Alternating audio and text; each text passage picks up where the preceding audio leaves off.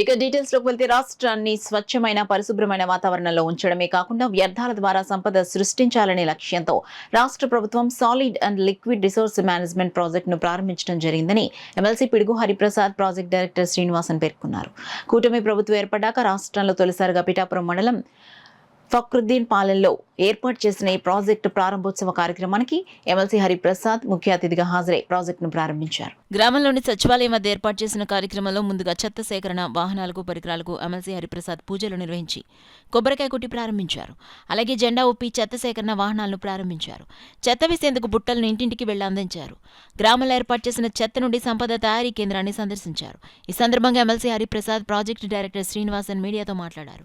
కార్యక్రమంలో ప్రాజెక్టు జిల్లా అధికారి వెంకటరెడ్డి, జనసేన పార్టీ పిఠాపురం ఇన్ఛార్జ్ మర్రెడ్డి శ్రీనివాస్, గ్రామ సర్పంచ్ ముమ్మిడి శేఖర్, జవాది జోగేశ్వరరావు, డాక్టర్ పిల్లా శ్రీధర్, పిల్లా శివశంకర్, జ్యోతుల శ్రీనివాస్, తోలేటి శిరీష, బొజ్జా లోవరాజు, బోనం పరమేష్, బోనం రాజు, ఎలుగుబండి రాజారావు, కుంపట్ల చెల్లారావు, జవాది ప్రసాద్, మురాలశెట్టి సునీల్, ఊటా నానిబాబు, ముప్పిడి నారాయణరెడ్డి, బస్సా నాగసత్తులు తదితరులు పాల్గొన్నారు.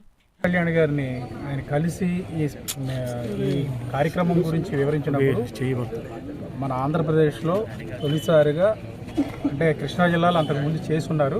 ఈ టర్మ్లో పిఠాపురంలో ప్రారంభిద్దాం, పిఠాపురం నియోజకవర్గంలో ప్రారంభిద్దామని సంకల్పించి ఆయనకి పని స్టార్ట్ చేయండి అని చెప్పారు.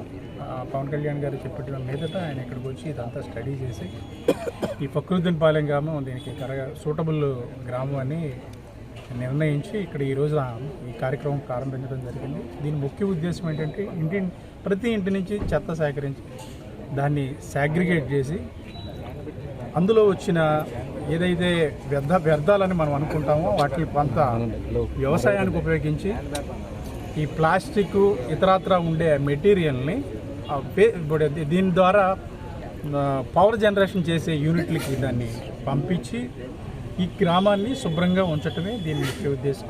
ఈ గ్రామంలో ఈ కార్యక్రమం సక్సెస్ అయిన వెంటనే పిఠాపురంలో మిగిలిన చోట్ల కూడా ఇటువంటి కార్యక్రమాన్ని అమలు చేయడానికి పవన్ కళ్యాణ్ గారు ఆలోచన చేస్తారు.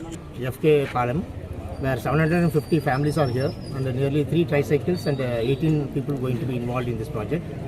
This project is completely different from waste management. Solid and liquid resource management. That means morning 7 to 9 collection and evening 4 to 6 collection. 2 times collection per day. All 365 days non-stop. We are bringing the garbage issue in the essential service. No, not even a single day the collection should not be stopped.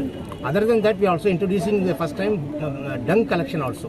Buffalo dung or bull dung or goat or whatever the animal dung should not be left out in the residential area and create a lot of public nuisance act. So it's that better we can shift everything day to day, morning and evening. That's the process we are doing.